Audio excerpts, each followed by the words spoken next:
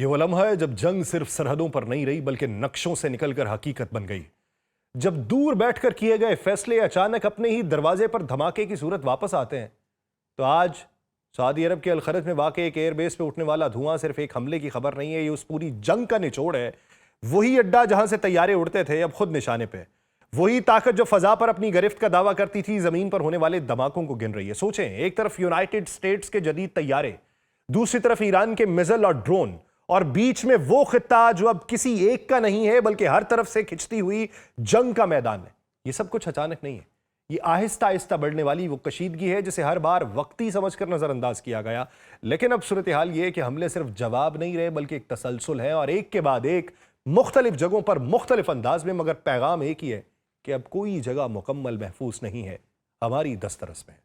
आप सब पर सलामती हूं, मैं यासिर रशीद हूं और आप देख रहे हैं सुनो न्यूज। नाजरीन, सऊदी अरब का अल-खरज में वाक़ प्रिंस सुल्तान एयरबेस, जहां पर ईरान के मिसाइल हमले में कम से कम 12 अमरीकी फौजी जख्मी हुए हैं, 2 की हालत तशवीशनाक है। और वॉल स्ट्रीट जर्नल की रिपोर्ट के मुताबिक इस हमले में कई अमरीकी रिफ्यूलिंग तैयारे तबाह हो चुके हैं और हमले में ड्रोन्स का भी इस्तेमाल किया गया था। प्रिंस सुल्तान एयरबेस सऊदी अरब का सबसे बड़ा और अहम तरीन फजाई अड्डा है जहां अमरीकी फजाइया के दर्जनों तैयारे तैनात हैं। ये वही एयरबेस है जहां से अमरीकी तैयारे ईरान पे बमबारी के लिए उड़ान भरते रहे हैं। अब यही एयरबेस खुद ईरान के निशाने पर आ चुका है।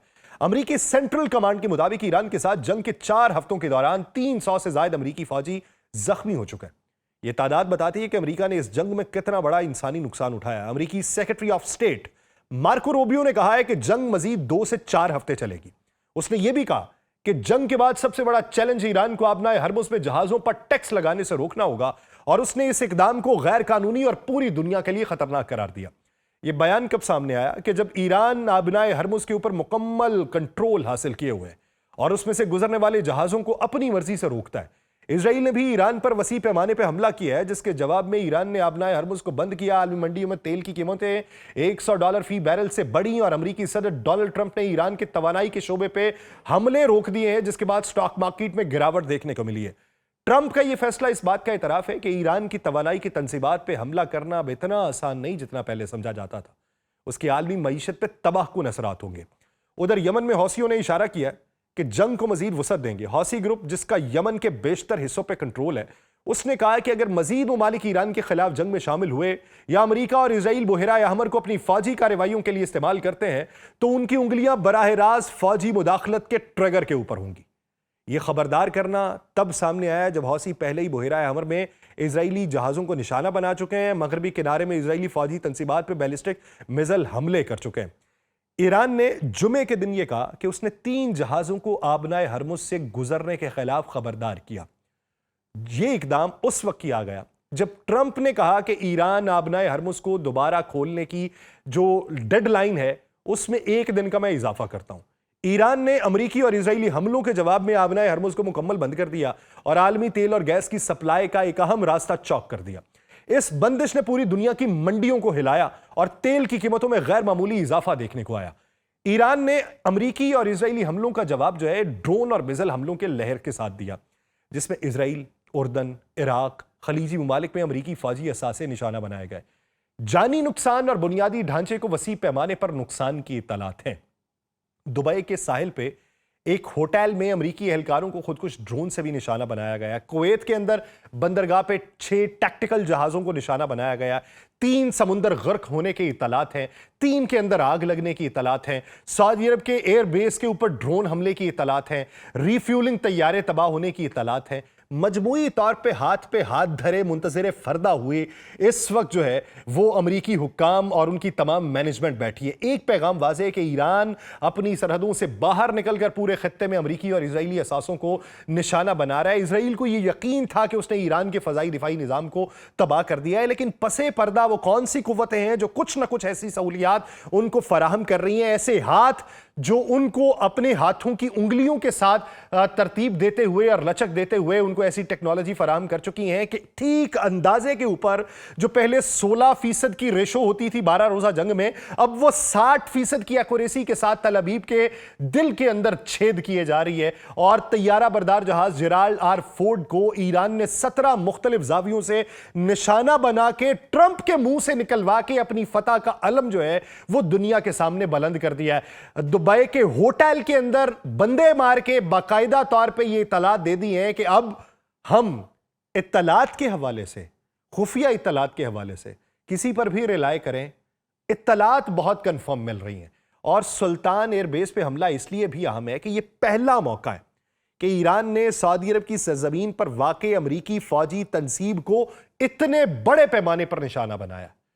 इसमें जो सारी तवज्जो थी वो अमरीका की इस एयर बेस के ऊपर मुंतकिल हुई थी। सऊदी अरब का ये जो बेस है ये अमरीकी फजाइया के लिए एक अहम अड्डा है। यही सरजमीन ईरान के लिए जायज हदफ भी बनी। सऊदी अरब के लिए एक बड़ा खतरा भी बन चुका है क्योंकि उसकी सरजमीन पर मौजूद अमरीकी असासे अब ईरान की मिसाइल और ड्रोन टेक्नोलॉजी की जद में है। मार्को रूबियो ने जब 4 हफ्तों की डेडलाइन दी है तो यह इस हकीकत का एतराफ है कि अमेरिका इस जंग को जल्द खत्म नहीं कर सकता। जहां पे ट्रंप 10 दिन का डिले कर दे और मार्को रूबियो आके कहे कि यह 4 हफ्ते चल सकती है, तो फिर पसे पर्दा शिकस्त जो है उनका मुकद्दर बनी हुई है। अमेरिका जंग के आगाज में यह कह रहा था कि चंद हफ्तों में ईरान के जौहरी और मिसाइल प्रोग्राम को तबाह कर देगा, हुकूमत की तब्दीली ला देगा, लेकिन 4 हफ्ते गुजरने के बाद जौहरी प्रोग्राम तबाह नहीं हुआ, हुकूमत खत्म नहीं हुई, ईरान ने हथियार नहीं डाले और उसके बरक्स अमेरिका ने यह दावा किया कि जौहरी उनकी तंसीबात के ऊपर हमले कर दिए गए, मिसाइल का स्टॉक पाइल खत्म हो चुका, उनकी क़यादत को मारा जा चुका, अब उनकी बहरी जो ताकत थी उसका खातिमा हो चुका, फजाई हुदूद जो है वो हमारे कंट्रोल में आ चुकी हैं। और फिर मुज़ाकरात की मेज पे आना है और वहां पे खड़ा होकर उनका वजीर खारजा कहे कि अगर हमारा स्टॉक पाइल नहीं है तो हमसे मुज़ाकरात क्यों, अगर हमारी सरबराही खत्म हो चुकी है तो हमसे मुज़ाकरात क्यों, हमारी जौहरी तंसीबात का खातिमा किया जा चुका तो हमसे मुज़ाकरात क्यों, अगर हमारी बहरी दिफा का तमाम तर मलिया मेट कर चुके तो हमसे मुज़ाकरात क्यों, अगर हमारे मिसाइल की दुरुस्तगी नहीं तो हमसे मुज़ाकरात क्यों, अगर आबनाए हरमुज़ का कंट्रोल हमारे पास नहीं तो हमसे मुज़ाकरात क्यों। अमेरिका बहादुर के पास अब जवाब देने के लिए कोई मुनासिब जुमले नहीं बन पाड़े। सबसे बड़ा चैलेंज ईरान को आबनाए हरमुज़ में जहाजों पर टैक्स लगाने से रोकना है या फिर ईरान को इस ज़िमन में रोकना है कि ईरान जो है इससे दस्तबरदारी जो है वो इख्तियार कर ले। अमेरिका जंग के बाद ईरान को काबू नहीं कर सकेगा। ईरान ने आबनाए हरमुज़ को बंद करके आलमी मईशत को यरगमाल कर लिया है और बैनुल-अक़वामी सतहों के ऊपर कैसे उसकी नुमाइंदगी हो रही है कि एक अखबार को पकड़ा है और अखबार को बीच में से इस तरह दबोचा है, एक हिस्सा ऊपर है एक हिस्सा नीचे है और उसको दुनिया से तशबीह दी गई है और दरमियान में वो जो मुक्का है जिसने जकड़ा हुआ है दुनिया को वो आबनाए हरमुज़ है और मुक्के में इस जगह पे ईरान का झंडा लगी एक अंगूठी दिखाई देती है। ये बैनुल-अक़वामी सतह के ऊपर आबनाए हरमुज़ को बंद करने का तासुर जा रहा है। ट्रंप ने ईरान को आबनाए हरमुज़ खोलने के लिए डेडलाइन दी थी, लेकिन जब डेडलाइन गुजरी तो उसे और बढ़ाना पड़ा। यह खुद अमरीकी कमजोरी का सबूत है कि वो ईरान पर अपनी शराइत मुसल्लत नहीं कर सकता। हौसी ये इशारा दे चुके हैं कि जंग को मजीद वसअत देंगे। इजराइल और अमेरिका के लिए एक बड़ा खतरा है। हौसी जो है इनको अब एक्टिव किया गया। दुनिया के बैनुल-अक़वामी जो तज्ज़ियाकार थे वो ये सोचने पर मजबूर थे कि हौसी क्यों चुप बैठे हैं, हूतियों ने अब तक हमला क्यों नहीं किया, बुहराए अहमर के ऊपर मजीद अटैक क्यों नहीं किए, बाबुल मंदब को बंद क्यों नहीं किया, कोई रॉकेट या कोई जो मिसाइल है वो इजराइल की तरफ क्यों नहीं दागा गया। क्या हौसियों की तमाम तर जो सलाहियत थी उसका खातिमा हो चुका, लेकिन हौसी अब एक्टिव हुए। वो इत्तलात जो माजी करीब में आती हैं कि सबसे ज्यादा स्मार्ट चिप्स 12 रोजा जंग के बाद चाइना ने ईरान को दी हैं, तो वो स्मार्ट चिप्स कहां लगाई गई? वही स्मार्ट चिप्स जो मिसाइल की एक्यूरेसी को बेहतर बनाती हैं, जो जहाजों की स्टेल्थ टेक्नोलॉजी में कोटिंग में इस्तेमाल होती हैं, वही स्मार्ट चिप्स जो जीपीएस को छोड़ के अब बीडो के ऊपर काम कर रही हैं। तो उन्होंने क्या कुछ किया? क्या वही स्मार्ट चिप्स अब बाकायदा तौर पे हौसियों के पास मौजूद बैलिस्टिक मिसाइल्स के ऊपर भी लगा दी गई हैं? क्योंकि अगर हौसी इस जंग में बराह रास्त ज़मीनी मुदाखलत करेंगे तो इसराइल को एक नया महाज खोलना पड़ेगा जिसके पास इस वक्त ना फौजी हैं ना वसाइल हैं। और आयल ज़मीर बाकायदा तौर पे जब आके ये कहे कि हमारी फ़ौज टूट जाएगी, अंदर से रिजर्व फौजियों के हवाले से कानून में तब्दीली करो, जब उनका एक्स प्राइम मिनिस्टर ये कहे कि ये पहला आर्मी चीफ है जिसके मुंह से ये बात सुनी है कि फौज टूट सकती है, तो हमें गौर करना चाहिए कि आर्मी चीफ ने क्यों कहा। जब तल अवीव का मेयर बैठ के दुहाइयां दे कि 1981 से लेके अब तक हमने ऐसे हमले जो है कभी नहीं देखे, एवन इराक से दागे गए स्किड मिसाइलों से ज्यादा असरात इन मिसाइलों के इस वक्त इजराइल जो है वो भुगत रहा है। जब उनका अपना नुमाइंदा, अपना मंदूब यूनाइटेड नेशन के ऑफिस में बैठ के सायरन की आवाजें सुनवाए और यह कहे कि 3 बच्चों को लेके एक बाप कैसे भागेगा शेल्टर की तरफ, तो उनको गजा में बच्चों का कत्लेआम करके ना तो हमास को खत्म करने की दावेदारी पूरी आई, न यरगुमालियों को वापस लाने का मौकिफ दुनिया को सना पाए, ना अपनी हिफाजत को यकीनी बना पाए, तब 5 महाज खोले बैठे हैं।